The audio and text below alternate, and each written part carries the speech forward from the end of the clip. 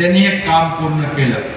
खरं म्हणजे जेव्हा देवेंद्रजी मुख्यमंत्री होते त्या 2014 ते 2019ला याची सुरुवात झाली, पण मग मधलं जे काही सरकार आलं त्या सरकारच्या माध्यमातून पूर्णपणे काम बंद झालं। पुन्हा 2022 महायुतीचं सरकार आलं त्यावेळेस या कामाला पुन्हा गती मिळाली। स्वाती पांडे मॅडम आणि त्यांची सगळी टीम काम करू लागली आणि म्हणून खऱ्या अर्थाने आज आपण पाहतोय की कमी वेळामध्ये या ठिकाणी विमानतळ सुरू झालेला। आणि जेव्हा महायुतीचं सरकार आलं त्यावेळेस 2.5 वर्षापूर्वी आपण पाहिलं या महाराष्ट्रामध्ये अनेक प्रकल्प बंद पडले होते, अनेक योजना बंद होत्या, विकास ठप्प होता आणि त्यावेळेस खऱ्या अर्थाने विकास आणि कल्याणकारी योजनांचं टेक ऑफ झालं आणि तेव्हा विमानाचा पायलट मी होतो, देवेंद्रजी आणि अजितदादा को पायलट होते। आता देवेंद्रजी पायलट आहेत, आम्ही दोघं को पायलट आहोत। पायलटची सीट बदलली तरी सुद्धा विमानाचं विकासाचं विमान मात्र तेच आहे, त्याच गतीने आम्ही पुढे जातोय।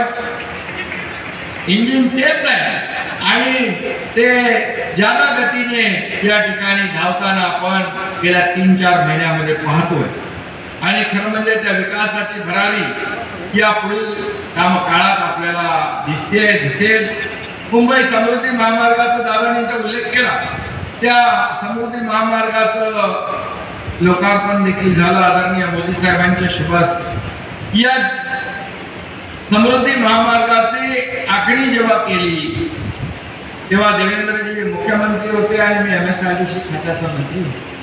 अनेक लोकांनी त्याला विरोध केला, प्रचंड विरोध केला, महामार्ग होऊ देणार नाही म्हटलं, परंतु काही लोकांनी आडमुठी भूमिका घेतली, विकास विरोधी भूमिका घेतली, परंतु खऱ्या अर्थाने हा नागपूर मुंबई समृद्धी महामार्ग अमरावतीमधून जातो, हा विकासाचा महामार्ग ठरणार आहे असे आम्ही मनामध्ये निश्चय केला आणि देवेंद्रजींच्या मार्गदर्शनाखाली मी रस्त्यावर उतरून त्या ठिकाणी समृद्धी महामार्ग पुढे नेला।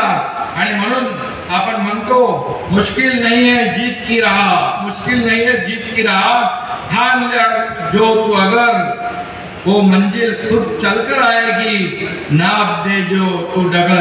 आणि म्हणून जेव्हा आपण कुठलंही असं अशक्य काम नाही आहे, परंतु आपल्याला इच्छाशक्ती पाहिजे, मनापासून आपण ठरवलं पाहिजे की होणार होणार होणार। आणि 4:30 बजे 2:30 बजे अगर टेक ऑफ होने वाला वो जल्दी करो, वो भी जल्दी हम कर सकते क्योंकि वहाँ हमें टाइम मिलेगा, वहाँ स्पेस मिलेगा। और इसलिए नवी मुंबई का एयरपोर्ट भी बहुत तेजी से बन रहा है। और मैं इतना ही कहूँगा कि आदरणीय देश के प्रधानमंत्री मोदी जी यहाँ पर विकास में हमारे साथ में हाथ बढ़ा रहे, योगदान दे रहे। ये डबल इंजिन की सरकार है आणि म्हणून मुरली तुम्ही सांगितलं मुरलीजी की सगळ्यात जास्त विमानतळ गेल्या 10 वर्षात 86 विमानतळ वाढले। पूर्वीच्या विमानतळ आणि आताच्या विमानतळामध्ये फरक आहे, 400 विमानतळ तुमचं टार्गेट आहे।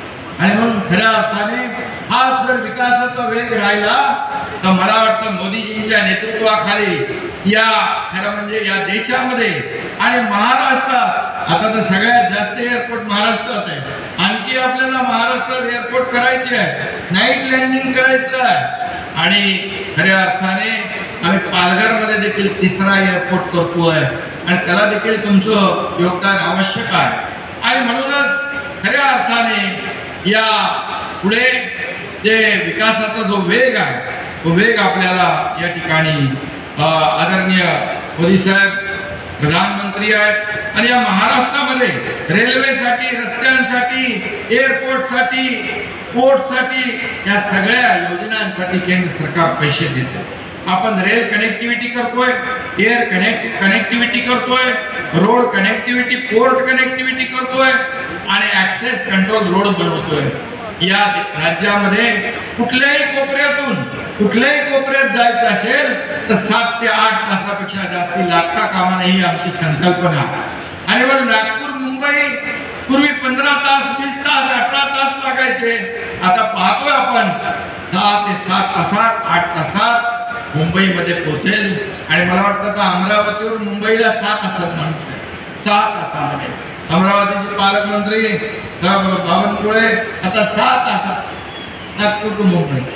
हे चमत्कार जो आहे हा समृद्धी महामार्गाचा.